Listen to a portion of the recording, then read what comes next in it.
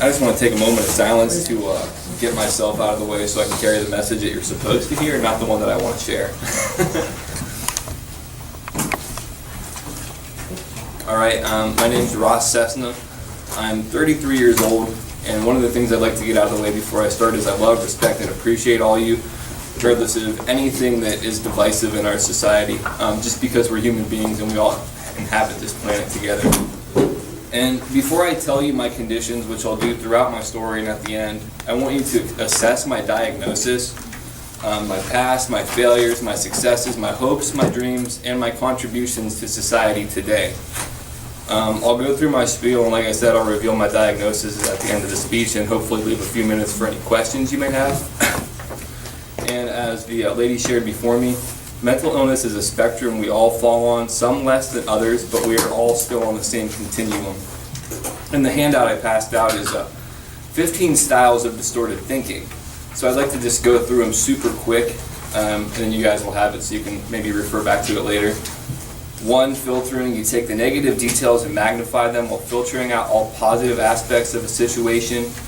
2, polarized thinking. Things are black and white, good or bad. You have to be perfect or you're a failure. There is no middle ground. 3, overgeneralization. You come to a general conclusion based on a single incident or piece of evidence.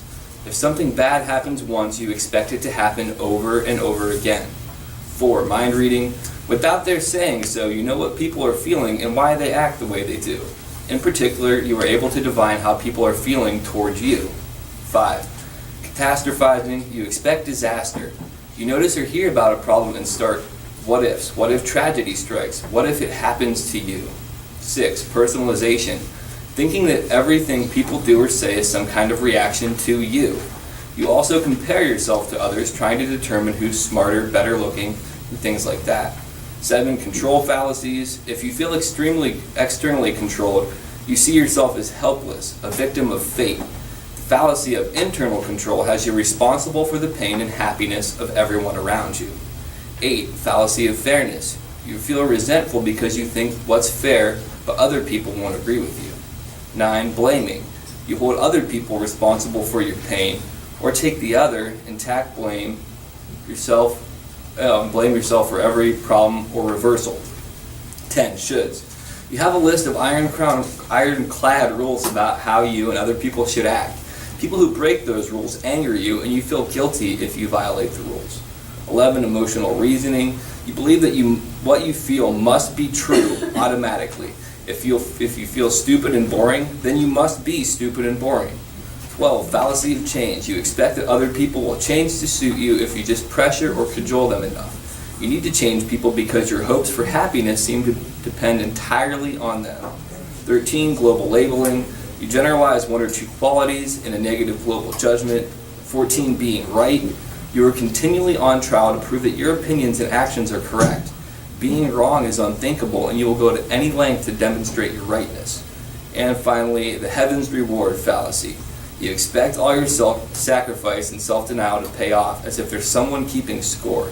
You feel bitter when the reward doesn't come true. And with that, I'd like to just say mental illness is a normal response to abnormal situations. Those situations are usually traumatic. And Dr. Gabor Mate, who works a lot with mental health and addiction, defines trauma as things that should have happened that didn't, and things that shouldn't have happened that did. Trauma is unique to the individual, and just because something is or isn't traumatic to you personally doesn't mean it will or won't be to the next person. So, one of my earliest memories growing up, which is a very good analogy of my life overall, there was this goldfish pond. I grew up on a farm in Columbiana.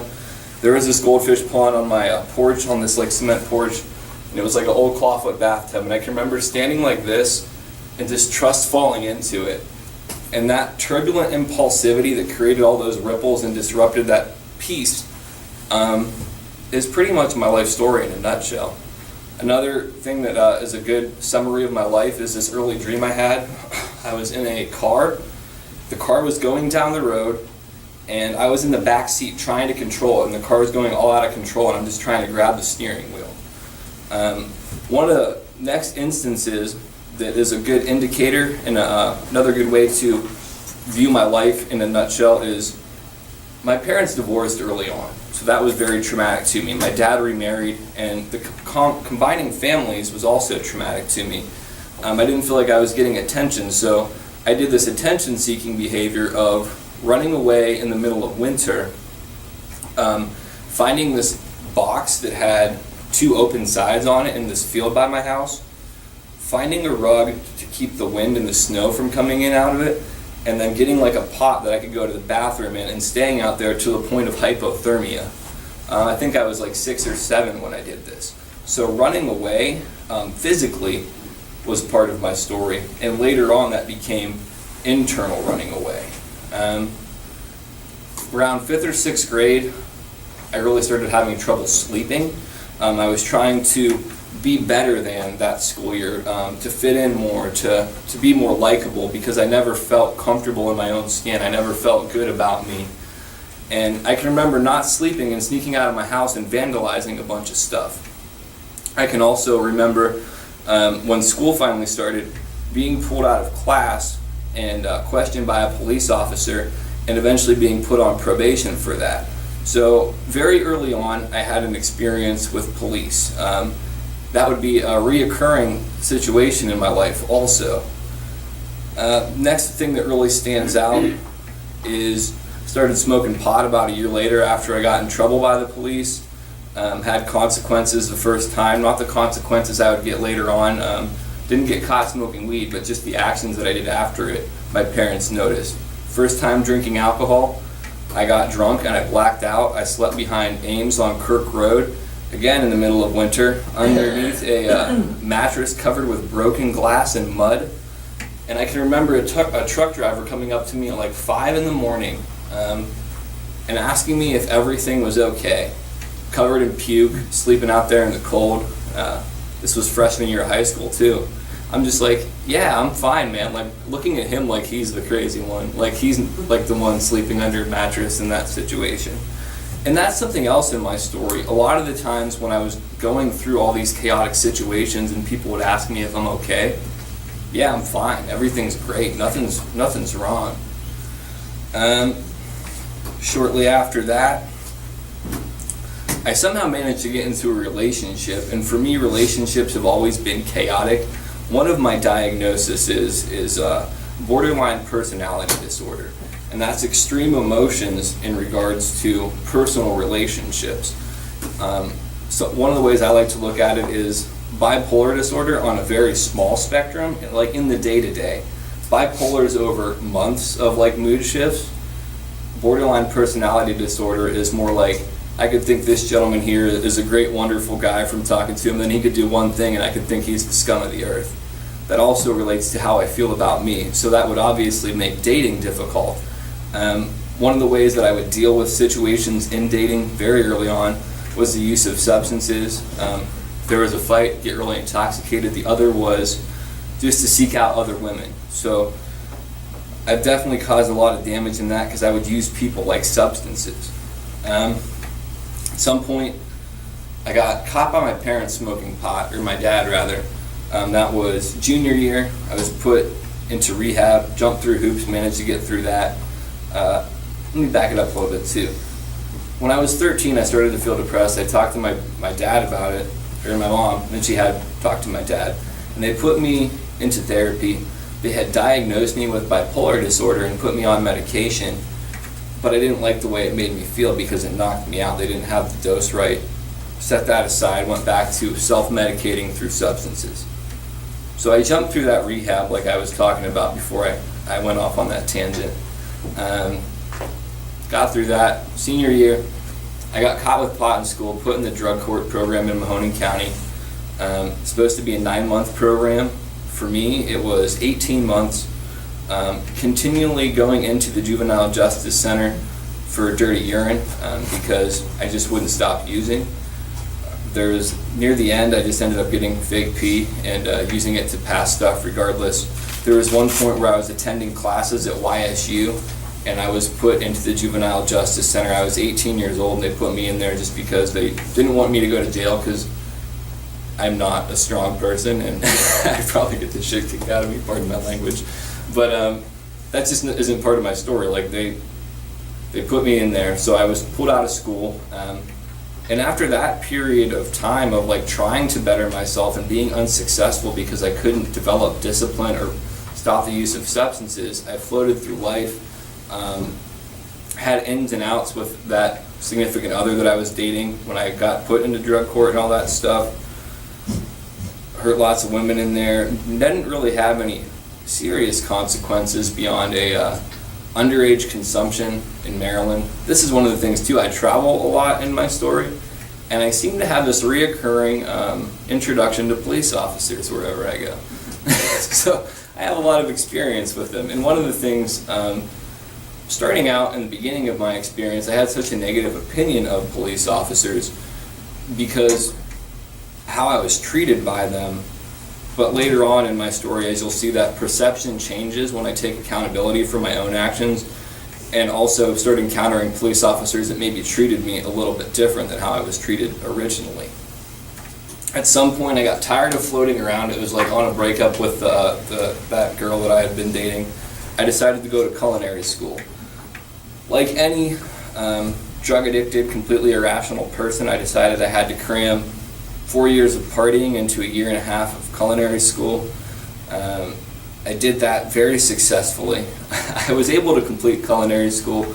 On the way to one of my classes at one point, though, I almost got a DUI on the way to school from partying the night before, because that's how I dealt with everything. Things are good, party. Things are going horrible, party.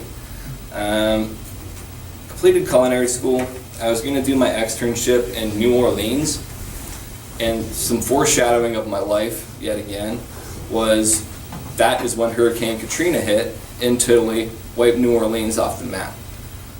So I decided to go somewhere else. Again, like any drug-addicted, completely irrational person, I decided to go to Las Vegas because Las Vegas would be the solution to my problems. There's nothing that somebody with substance abuse, mental illness, and like all these other forms of addiction, like women, all that stuff, no problems I can get into there. Culinary school, or that job that I got out there rather, really good job at a brand new casino, really promising. At one point I was going up for sous chef at one of their sister casinos, and the executive chef at the casino I was at, which was a lot nicer, a lot newer, held in higher regard, pulled me aside and said, "Ross, just stay here, turn down that position where they're going to give you $30,000 a year right out of the gate. Turn that down and stay here." Within a week or two, they hired somebody else as sous chef. And having faulty reasoning skills, I was like, okay, well, they have this person. They're not going to need me to come in for that overtime shift, and not coming in for overtime isn't a no-call, no-show. Apparently, I was mistaken on that, but like, I'm sitting in my bathtub, I had just eaten some acid, and I get a call from my chef telling me when I come back to work, I have to talk to HR before I can get my job back. Needless to say, I was fired. Just floated around jobs, partied more and more. A woman who I was dating out here moved out with me. Her and I broke up, and I decided to hit the road. Skipping back a little bit too, I'm trying to cram so much of my story in a short time. I had gotten a DUI in Las Vegas at one point on my way to the party. So I'm getting ready to leave Las Vegas now. I hadn't had any consequences from the previous DUI. I just assumed they forgot about it, because I never got anything in the mail and the court never got a hold of me. Because that happens in my mind. So I'm leaving Las Vegas on the border of Idaho and Nevada, around this town called Jackpot, Nevada, which is humorous to me now. And I got pulled over for speeding. The officer assumed that I was drunk because there was a warrant out for my arrest for a failure to appear, and I was driving on a suspended license with no insurance. He decided to give me a drug test because I failed a field sobriety test and I had pot in my system. Needless to say, that doesn't look very good. So I got held up in Jackpot, Nevada, taken to Elko, Nevada.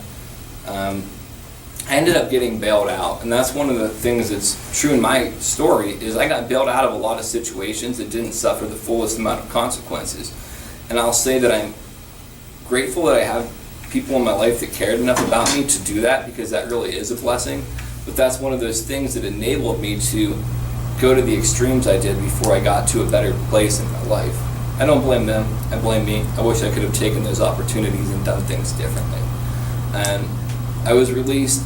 I had to drive another 10 hours up to Seattle. And just to give you more of this great logic and reasoning, I decided after getting pulled over with all that stuff that I would just drive myself. So I drove however many hours it is from there to Nevada on a double suspended license, I guess, on double secret probation, if you've seen Animal House. Made it up there. And I worked that job for a bit. It was a summer job at a summer camp for mentally disabled adults and disadvantaged teens, which I wanted to give back. I still wasn't in the headspace yet where I could really show up for other people like I wanted to. And near the end of that job, I was asked to take care of people with who suffered fetal alcohol syndrome. And it pissed me off so bad because these parents wanted me to work harder to take care of these kids that they couldn't stop drinking for 9 months. One of the things that I understand now, I'm in recovery now personally, is I should have been able to identify that with more than anybody. It wasn't that these people didn't care, it was they physically did not know how to stop. And I get that now. Anyhow, that caused me to lose that job. Ended up being homeless up there. I've been homeless 3 or 4 times in my life. Who's keeping track? Ended up going down the coast, homeless, sleeping on the beach in Northern California. And this is what in my notes for what I'm talking about, I call this the Great Migration. Because this next period of my life was really just a lot of drugs, partying, and moving around. So just to move through it quickly, from California back to Vegas, to Ohio, back to Ohio, to California, to the Florida Keys, to California. There's interactions with police sprinkled throughout that, but they're not really pertinent to my story. The next thing I'd really like to get into is the mental illness part of it. I know that I've been talking about it all along, but like when it really became definitive in my life. I started dating a woman out there because my solutions always rested in other people, especially beautiful women. Nothing can go wrong with that. We decided to stop drinking together. I was still smoking weed every day, and at that point hash too. I was running a kitchen up there, so I had all this extra stress that I never knew how to deal with. And at one point over the summer, the woman I was dating talked about not wanting to date me, and with the borderline personality disorder, it made it very difficult for me to process that in a healthy way. So I started smoking more weed, stopped being able to sleep, I stopped eating, just really fell apart mentally, emotionally, physically. And then I started like hearing all these sounds, like auditory hallucinations, soda cans being opened up in the walls of my house. Like, some of it's hard to explain in the sense that like there's no rational way to explain insanity to people. I started having all these weird thoughts, like I was chosen, that I was supposed to really do something to help people. That I think you get the gist of it. Needless to say, I ended up walking down the street on the side of the road, which was like a main highway in Humboldt County, California, and I got stopped by the police. And while these police are talking to me, they are the epitome of good and evil, like the physical incarnation of all that is good and all that is evil. But they're switching roles by the way that their eyes connect with each other. So this gentleman would be the good one, then he would look at that gentleman, and he would become the good one, he would become the evil one. Just all this insanity. And you know, I'm just really chill about it for the most part, like as chill as you can be in that situation. They asked me who I was at that point. I didn't even know my own name. I thought I was Jack Johnson, the singer. I asked them if they ever heard my song Bubble Toes. That's a Jack Johnson song that I like. But, like, do you know the lyrics? And I'm like, honestly, I can't remember it right now. They took me to the psych ward, obviously. And I can remember on the way there thinking they were taking me to a place where they're going to get me off of this world because I didn't understand this world. I still don't understand the way that people can treat each other the way that they do. But I thought they were going to get me to a place where I could connect with the real humans. Like, the reality I was living in was fake because I don't get how people treat each other the way that they do. Today I understand it's just a lot of trickle-down trauma and mental illness from lots of years. And just to get into what psychosis is like a little bit better, I wrote it in a very non-linear, kind of chaotic way to maybe help shed more light for some people. The soft caressing touch of your lover turned to a frantic search for alien implants, leaving the safety of a familiar face and seeing them as an evil tormentor. Shopping at a grocery store for dinner, leaving too much change in grandiosity, and the person behind you commenting on your generosity is actually an alien and intent on your abuse. Walking to relieve the tension, and then people asking you directions or running a test to see if you came out of the preordained experience calibrated to share their message. Attempting to write songs as an escape, only to believe your lyrics unleashed the devil. Thinking your soul was being extinguished because your sins were unfathomable. Believing your experiences were controlled by external puppet masters. Gambling away the earth, only to proceed to up the ante to the universe. Thinking your life was a reality show with hidden cameras for the amusement of celebrities, like the Truman Show, basically. Assuming the earth was destroyed, you were recreated with the intent of acting as a character in a museum as the testament to the one who ended the world. And that would be myself, thinking I destroyed the world. Thinking the police who stopped you were literally representing the purest incarnations of good and evil, like I had talked about. Thinking all those who loved you, this is getting a little emotional for me, were actors wanting to hurt you. Thinking you couldn't tell anyone what you were going through because the nefarious they would hurt those you loved. Thinking you could never be normal. Thinking you were unlovable. Thinking you were broken, worthless, a problem, a curse, and the world was better off without you. And like, just imagine what it would be like to think all that stuff and then to try to get through your life on a daily basis. And now I'm going to talk about the recovery of that, because all that situation caused me to move back home October of 2012, so 5 years ago. Within the first year back of moving back after that experience, I was doing a little bit better. Then I had some issues with work and had to stop working. I ended up trying to find an alternative to pot and making up my own drugs, which sent me into a year-long psychosis. I'm not going to go into what that was like. And then after that, this profound depression that I could never get myself together. I could never talk about those experiences because of what people would think of me. I could never feel comfortable being myself. So I floated through that. Didn't have any friends, couldn't connect with anybody, just sat in my mom's basement getting high because that made me feel good. And I took some medicine at that point and had some psychiatry. It was a really dark period of my life. Eventually, I met somebody who treated me like a human being and actually listened to my story. It didn't see me as a statistic, as this stigmatized person who actually treated me like I deserved respect and cared. And that really shifted my perception. Eventually, I developed feelings for this person, and then I recognized how my actions were. This will bring us up to September of last year-ish. And looking at all my life, I decided that I needed to stop using substances and to dedicate myself to bettering myself. The last day that I used pot or alcohol was September 1st of 2016. And I'm not going to tell you it was the worst physical situation I've been in. It was the most emotionally bankrupt I've been, spiritually bankrupt. Just this sense of decay inside. I got involved in a 12-step program.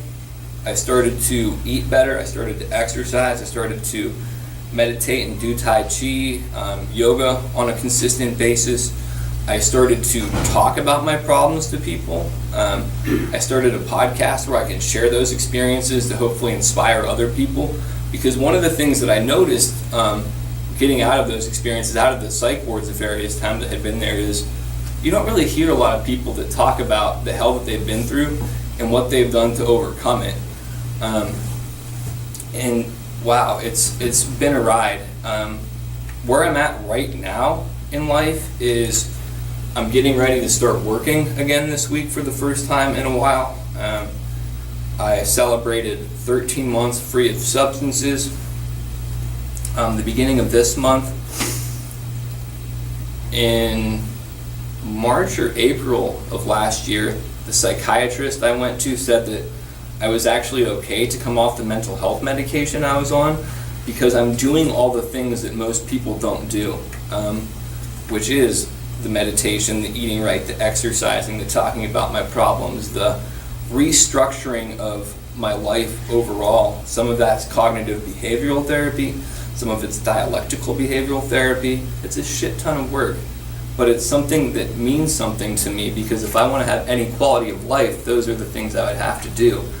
I went to any ends to get high or to create chaos for myself. Why shouldn't I give myself the same respect to make my life better so I can share those experiences with people?